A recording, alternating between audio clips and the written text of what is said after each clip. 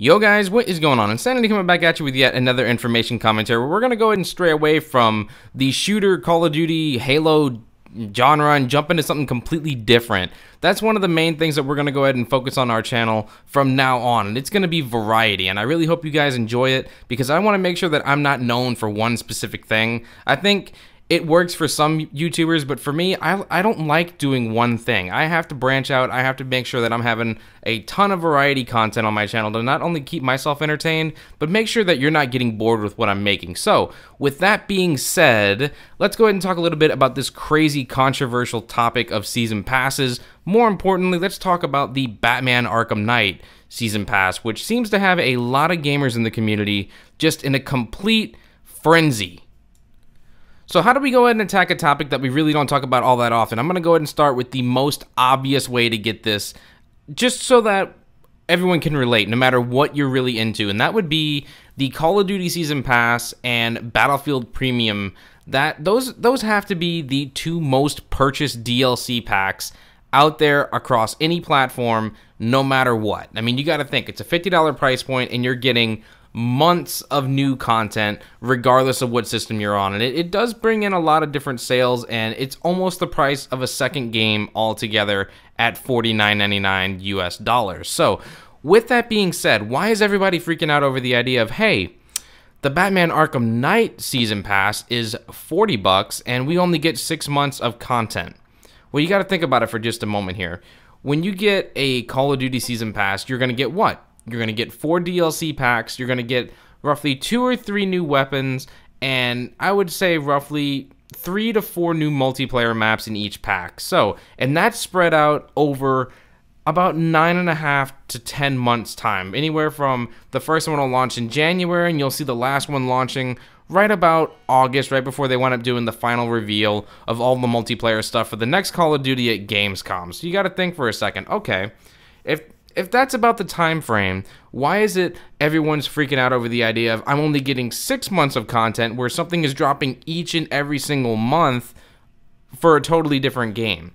I think it's a great idea to go ahead and have content drop every single month, and that platform worked flawlessly for the Call of Duty Elite program back in Modern Warfare 3. You were getting something in guaranteed content every single month. You didn't have to wait 2 or 3 months between each pack or DLC drop. It was a wonderful thing, and you pretty much knew when the new content was coming. The calendar was there for you. You didn't get to see an outline of, oh, these are the 4 DLC packs. They're going to come out over the course of 10 months, and that's what you deal with. You knew what you were going to be getting ahead of time, and it was absolutely incredible. So let's go ahead and break down the 6 months after release of June 23rd of Batman Arkham Knight. First things first, they got listed.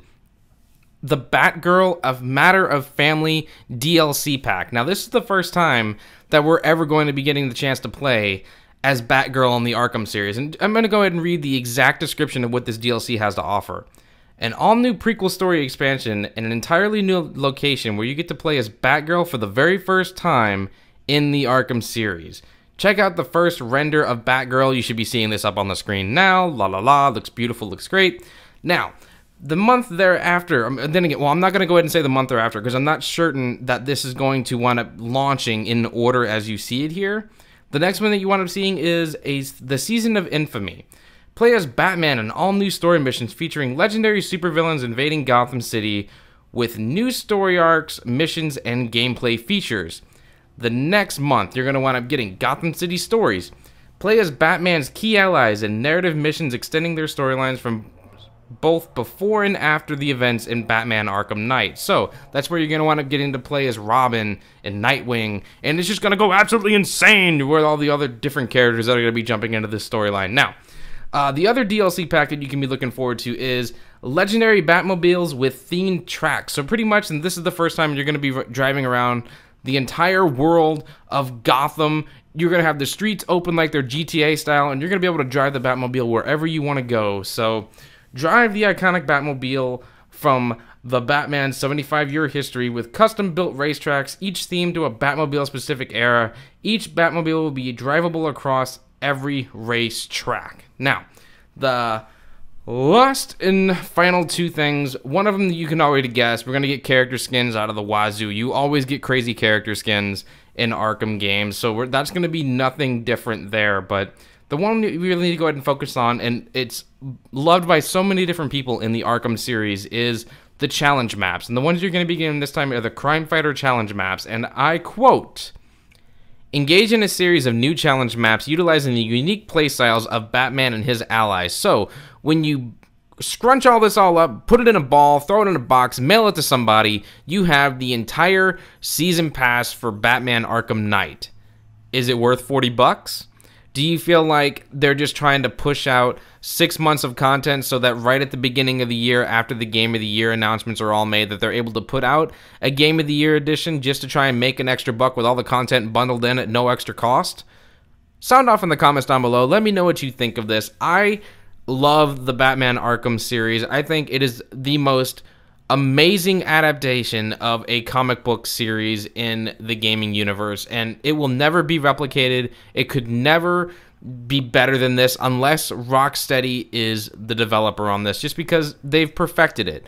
There's so many other comic book video games out there that just do not work, and they're the masters at it. They've created not only the best character for it, where will they move from here? A lot of people are speculating that, oh, if we're getting a standalone Batgirl game or DLC pack, are we going to get a standalone adventure of Batgirl in the future? Where will we go? Where will Rocksteady move on to next? Since Warner Brothers is owning Rocksteady for this development, it's not like they can just go out and say, hey, we're going to go make a Marvel game. No, they can't do that. They need to stay in the DC universe, and a lot of people are thinking, oh, maybe it'll be Superman. I don't think they need to do any of that at all. I think they need to move away from this, utilize what they've built with the open world, their storytelling mechanics, their fighting mechanics, and create something open world and brand new. It doesn't need to be comic related whatsoever. Anyways, guys, sound off in the comments down below, guys. Let me know, do you like to purchase the DLC packs as they are released individually? Do you get the season pass once the first one drops? Or do you just pick up the entire season pass when you get the game to make sure you don't have to worry about it in the future? I'm Insanity. Be sure to go ahead and like, comment, subscribe, and I'll catch you all in the next one.